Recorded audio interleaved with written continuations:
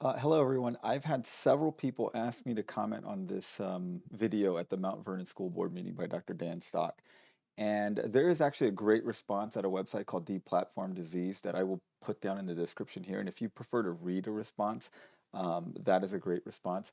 I thought that I would make a video response because some people prefer a video. So let's watch this together, and I'll kind of stop and pause and kind of give you comments and thoughts about the video as we go along. Looks like a doctor's signature to me. Well, that's why I can't read it. Oh. Guilty as charged. Dr. Dan Stock, 5777 West 700 North McCordsville, Indiana. To address your comment, gee, it's hard to believe we're 18 months into this and still having a problem, and I would suggest the reason we still have a problem is because we're doing things that are not useful, and we're getting our sources of information from the Indiana State Board of Health and the CDC, who actually don't bother to read science before they do this. I'm actually a functional family medicine physician. Okay, let's stop right there. So he says it's surprising that we're 18 months into this and we haven't sorted this out. I don't know why that's surprising. It's just because we were able to get rid of some small outbreaks earlier, like SARS and MERS, and those were special situations, doesn't mean that like diseases are something that we can get rid of. Like, I mean, we were dealing with the flu for thousands of years. Smallpox was a thing for thousands of years. We're still dealing with measles and mumps, that kind of thing. So, if you look at my previous videos, we expected this thing to last at least a long time and maybe endemic and maybe with us forever to some extent. So I'm not sure why that's surprising. And this this idea that CDC doesn't read science, that's just laughable. That means I am specially trained in immunology and inflammation regulation, and everything being recommended by the CDC and the State Board of Health. Okay, so he says he's a functional medicine doctor. He's specially trained in immunology and regulating inflammation. Functional medicine is kind of this new kind of term where they try to integrate things. And I think it's a great concept. A lot of times we in medicine put band-aids on things and we don't look for the root cause. Or people just don't want to deal with the root cause. Most of our diseases are lifestyle diseases caused by bad diet, bad, not enough exercise, stress, not good sleep, all that kind of stuff. That's what drives most of it. People don't want to address the root cause of it, and hopefully things like functional medicine, depending on um, how you define it, and lifestyle medicine, which I think is kind of a better term maybe, tries to address those. So I think that's a great thing. I don't know that you would say that you're specially trained in immunology and in regulating inflammation. I mean, I did research in an immunology lab for 2 years and published several papers in immunology. I wouldn't say that I'm specially trained in immunology, and I'm sure I have much more training than this guy. Health is actually contrary to all the rules of science. So things you should know about coronavirus and all other respiratory viruses, they are spread by aerosol particles, which are small enough to go through every mask. By the way, the literature that supports all of that is in a flash drive that we presented to you. It's been given to the secretary. As a matter of fact, it quotes at least 3 studies sponsored by the NIH to that exact fact, even though the CDC and the NIH have chosen to ignore the very science that they paid to have done. Okay, let's stop right there. So he says that respiratory viruses are spread by aerosols, which go right through masks. Okay, not true on multiple reasons. Number one, depends on what kind of mask you're talking about. If it's an N95 mask, no, it does not penetrate an N95 mask. He's obviously talking about cloth masks and surgical masks, which most people are wearing. And yeah, aerosols do go through that. But the thing is that most viruses are not predominantly spread by aerosols. They're spread by droplets. And there are multiple studies showing that masks are very effective at reducing the spread of disease. And I don't know which studies he's quoting. I'm sure he's misquoting them because I've looked at almost all the studies on masks, and there's no links or anything in this video, so I can't look at what studies he's referring to. But here, let's look at a couple of the studies. All right, here we go. This is a study from Science. Science and Nature are the 2 highest cited journals and the 2 most respected journals across all sciences: physics, chemistry, biology, everything. So basically, this report, they show that airborne transmission by droplets and aerosols is an important for the spread of viruses. Face masks are well-established preventive measure, but their effectiveness for mitigating severe So SARS-CoV-2 is still under debate. We show that variation in mask efficiency can be explained at different regimes of virus abundance and related to population average infection probability and reproduction number, so the R naught. For SARS-CoV-2, the viral load of infectious individuals can vary by orders of magnitude. So we know also, if you watch some previous videos about the Delta virus has 1,000 times more viral load than the wild type variant, so a lot more viral load. Where surgical masks are effective at preventing virus spread. More advanced masks and other protective are required in potentially virus-rich environments, including masks are particularly effective in combination with other preventive measures like ventilation and distancing. Let's go through here. So basically, you show that if you have a virus-rich regime, masks are not 100% effective. They're just a mitigation thing. It's just like seatbelts are not 100% effective. Like if you get into a car wreck with a seatbelt, you're more likely to do better than if you don't have a seatbelt. But just because you're wearing a seatbelt doesn't mean you're not going to get hurt. So if you have enough viruses in the environment, then the mask is not going to filter out enough for you to prevent getting infection. However, if you're in less virus-rich regime, then it can reduce the amount of viral particles you're exposed to and reduce infection. And then on the flip side, if everyone's wearing a mask, then most of the viral droplets will impact on the back side of the mask. So if someone is shedding virus, then they aren't going to make the environment as virus rich. It just makes sense. You have a mask, and most of the droplets will hit the mask, and it won't.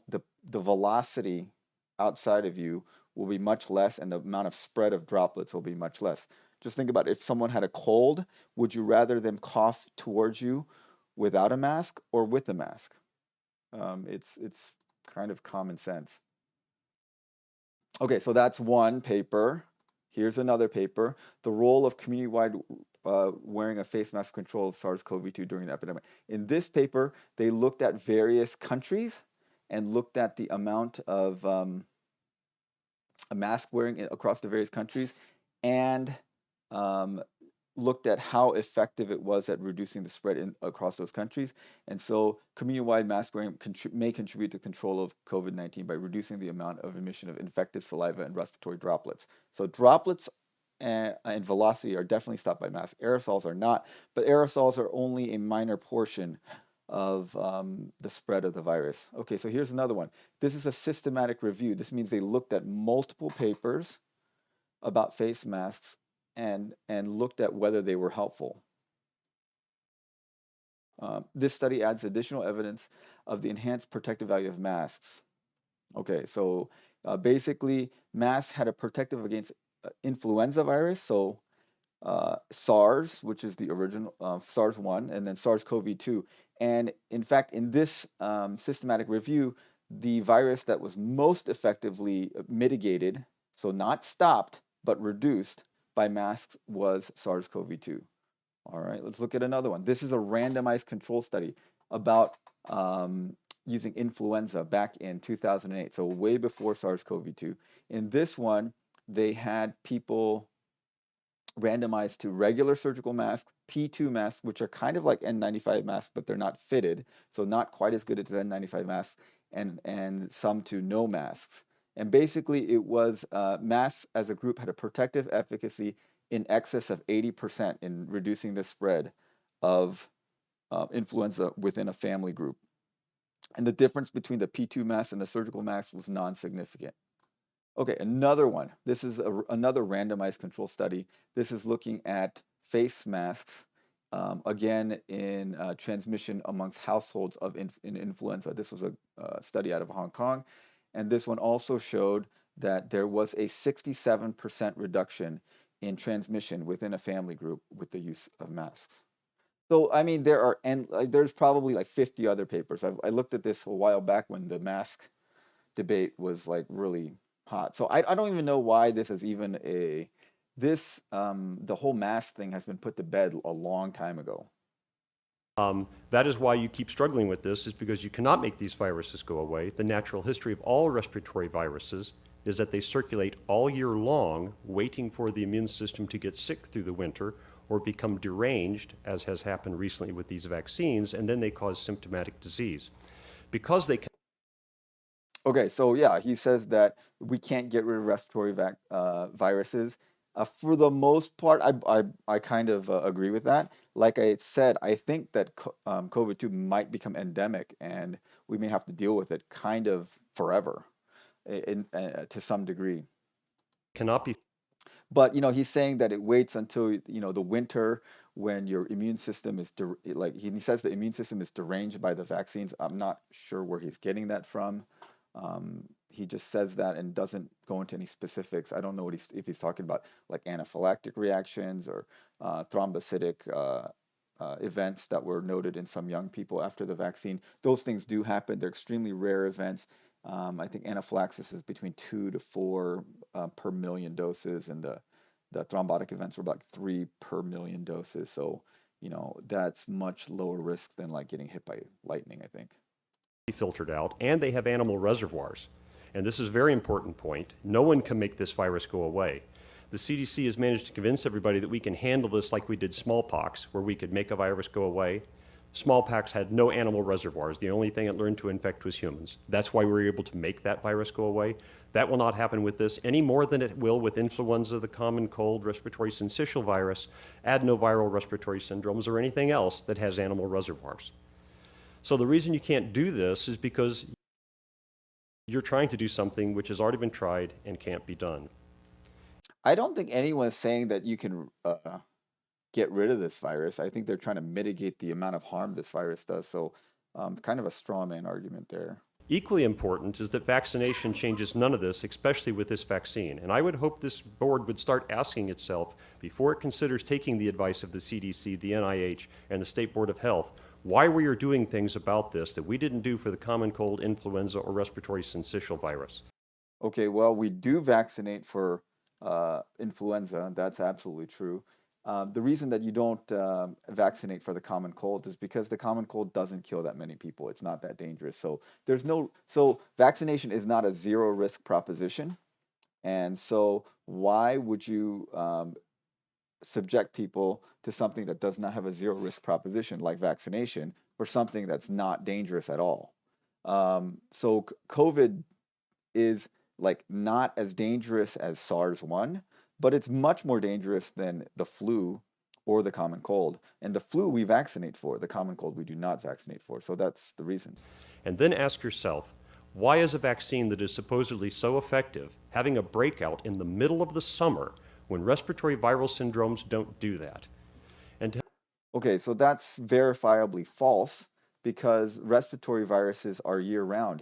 I think he's just confusing the common cold and influenza, which are seasonal. But if you look at this paper, um, which talks about the seasonality of different respiratory viral infections,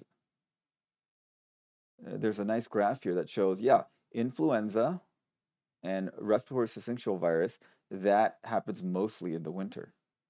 But there are adenoviruses that are year-round. There's respiratory enteroviruses that are in the summer, and there's rhinoviruses that are in the spring and the fall. So respiratory viruses are year-round. They're different for different viruses. to help you understand that, you need to know the condition that is called antibody-mediated viral enhancement. That is a condition done when vaccines work wrong, as they did in every coronavirus study done in animals on coronaviruses after the SARS outbreak, and done in respiratory syncytial virus. Okay, so he's calling it antibody-mediated vaccine enhancement, viral enhancement. I think he's talking about antibody-dependent enhancement, ADE. I have a whole video on that I'll link below. And we talked, and that was a concern because there were some instances in cats where we tried to immunize cats against a cat coronavirus, where there was some suggestion of antibody-dependent enhancement. It is not a vaccine-related phenomenon. It's mostly well known in dengue virus, dengue fever. And so you can just watch the antibody-dependent enhancement, but that is also a kind of an unproven point. If antibody-dependent enhancement was a problem with SARS, CoV-2, or COVID-19, then with the amount of vaccinations that we've had across the population, we would see more frequent and more severe infections in people that are vaccinated and in people that have had the virus before. So the second reinfection would be more severe and more common, and that's like the opposite of what's going on. Yeah, so yeah, this is a paper out of the CDC. Reduced risk of reinfection after COVID vaccination. And then let me see right here. Okay, we talked about that.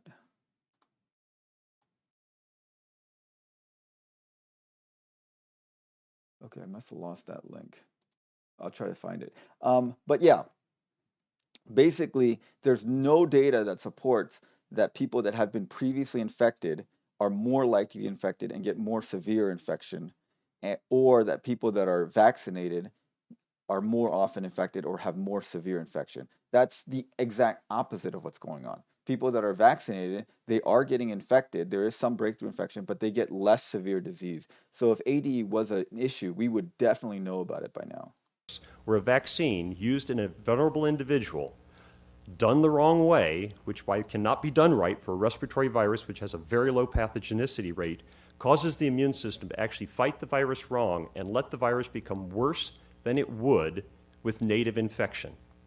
And that is why you are seeing an outbreak right now. In fact, in that flash drive you're going to have coming to you and in the emails with 6 extra will be a study showing that 75% of people who had COVID-19 positive symptom cases in Barnstable, Massachusetts outbreak were fully vaccinated. Therefore, there is no reason. Okay, so yeah, there was an outbreak in Massachusetts in Barnstable County where 75% of their cases were fully vaccinated patients. So what you need to know is what's the denominator, like what percentage of the people were vaccinated. Like if you had 100% of the people vaccinated, then 100% of your infections are going to be in vaccinated people because there are no unvaccinated people. So the more vaccinated people there are, the more percentage of the infections are going to be in vaccinated people. So if you look at it, Barnstable County is in this little arm of Massachusetts. And if you look here, this is one of the highest vaccination rates, like 95%, 91%, 94%, 87%, 94%. So these are 90%. So if there was equal distribution of the virus amongst vaccinated and unvaccinated people, you would expect 90+% of the and let's say the vaccine didn't work. It didn't work at all. That means that you would expect 90-some% of the people that are getting infected to be vaccinated people. But the fact that it's less than 90% in an area that's like basically 90% vaccinated shows you that it is working. Also, the numbers in that outbreak were very low. It was only 400 people. So what you don't know is, did the people that were vaccinated, did they just like go to a bunch of weddings and have a bunch of social events so they're more likely to be exposed? And that may have been the case. So it's very hard to draw conclusions from small numbers without knowing like how they got infected and what the percentage of vaccination in that exact area is. And so I found this slide deck from the CDC talking about vaccinated people versus unvaccinated people. What you find is, so in America, we're about 50-50. So about half the country is vaccinated, a little more than half the country is vaccinated. So if the vaccine did not work, you would expect half to be in the vaccinated people and half to be in the unvaccinated people. Or if what this guy is saying, that the vaccines actually make it worse through antibody-dependent enhancement, you would expect to see more cases and more severe cases in the vaccinated people than in the unvaccinated people. However, this is what you actually see across the country, which is a much bigger set. So we're looking at about 35,000 infections per week. So that's a way bigger number than 400. So this data is a lot cleaner. And what you show is that in terms of symptomatic disease, Um, the vaccinated people account for 21 per 100,000, and the unvaccinated people account for almost 200 per 100,000. So that's an eightfold reduction. In terms of hospitalization, so more severe disease, 25-fold reduction. In terms of death, 25-fold reduction. If the vaccine had no impact whatsoever, you would see it exactly the same. There should be the blue bar and the green bar should be the same. And if the vaccine actually made things worse, you would expect the blue bar to be bigger than the green bar. So the vaccinated bar should be a bigger number. But that's the exact opposite of what we're seeing. For treating any person vaccinated any differently than any person unvaccinated, you should also know that no vaccine, even the ones I support and would give to myself and my children, ever stops infection. And Okay, so that's also verifiably not true because number one, it depends on how you define infection. Do you define infection by they have viral entry into the body, or by viral entry into a cell, viral replication within a cell, or symptomatic disease, or spreading disease? So there's many different ways. Like nothing is going to stop viral entry into your body. Like viruses are going to enter your body. Um, does he count viral infection into a single cell? Like that's probably nothing will stop that. Are you talking about symptomatic disease? Definitely, we know for sure that this stops symptomatic disease. I think what he's talking about is asymptomatic disease, so infection where you're spreading but you're not having any symptoms. There are adenoviral vaccines and pneumococcal vaccines and the HPV vaccine. Those they stop asymptomatic infection, and to some extent, the COVID vaccine stop asymptomatic infection as well, just not to the degree. It's not 100%, but it does reduce it quite a bit. So saying that no vaccine stops infection, that's just not true. in 2014, there was outbreak of mumps in the National Hockey League. The only people who came down the symptoms were the people who were unvaccinated or unknown vaccine status. Boy, that sounds like a great argument for vaccines. But a question that you should ask yourself, knowing that half of the people who came down with symptomatic disease had no contact with an unvaccinated or unknown vaccine status individual, where did they get the disease? Okay, that's crazy talk because how do they know that they never had contact with an unvaccinated person? So every single person that they ever were in contact with were vaccinated people. Um, I don't see that study. I'd like to see how they determined that in the study. So I find that very dubious. And the answer was from the vaccinated individuals. No vaccine prevents you from getting infection. You get Again, he just repeats something that's verifiably not true. infected, you shed pathogen. This is especially true of viral respiratory pathogens. You just don't get symptomatic from it. So you cannot stop spread. You cannot make these numbers. Okay, so that's just not true. You can stop spread. You can reduce spread. Okay, you can't stop spread. Nothing is 100% in this world. Nothing is foolproof.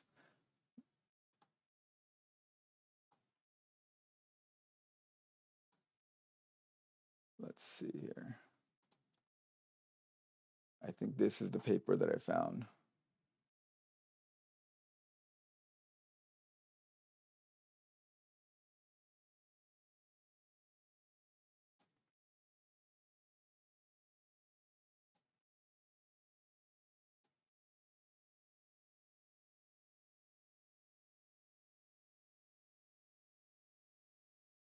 Ah, here it is.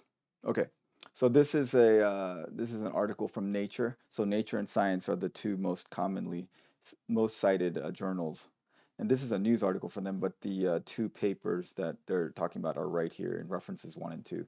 So basically, here they show many vaccines have been shown to provide strong protection against COVID-19. Now, growing evidence finds that they substantially reduce the risk of passing on the virus, crucial information for governments making decisions about how best to control the pandemic. However, the studies were done before the highly transmissible Delta variant became prevalent, and scientists say it may be more easily spread by vaccinated people than earlier variants. So yeah, there's definitely more breakthrough. So it's not as protective against the Delta.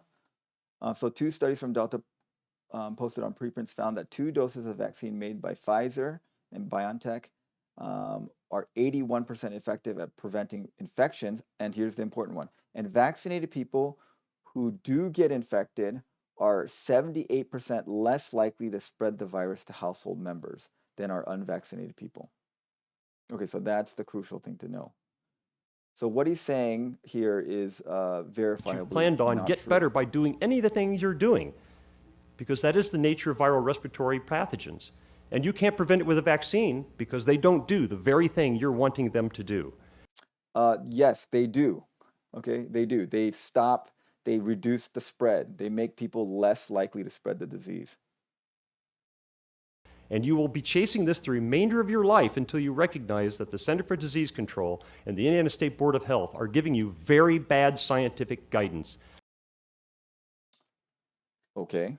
And So yeah, so the science says that it reduces spread. And he's instead, just saying things that are just not true. So I don't know how you can, it's just not true. And we have, you can read the papers yourself in the links below. read the articles that are going to come on the email and are on this flash drive, and listen to the people in this audience here tonight who actually have recognized the advice they are getting from the CDC and the NIH is counterfactual. And that's why you're still fighting this with this vaccine that supposedly was going to make all of this go away, but has suddenly managed to make an outbreak of COVID-19 develop in the middle of the summer when vitamin D levels are at their highest. By the way, the other thing that would be necessary any vaccine restriction to be considered is if there were no other treatment available. And I can tell you, having treated over 15 COVID-19 patients, that between active loading with vitamin D, ivermectin, and zinc, that there is not a single person who has come anywhere near the hospital. And we already have studies that show that if you achieve a 25 hydroxyvitamin D level greater than 55, your risk of COVID-19 death will drop down to 1/4 of the population. Okay, so he says he's treated 15 patients with ivermectin, zinc, and vitamin D, and they all recovered, which is great. But COVID-19, basically, if you took a random sample of any 15 people that had COVID-19 infection and you treated them with gummy bears, Kool-Aid, and Tic Tacs, they would probably get better because in any random sample of 15 people, they're going to get better. You have to treat at least several hundred people before you have a bad outcome, statistically speaking, because the death rate is less than 1%. Average for the United States. And there are active treatment trials included on that flash drive that show the same is true.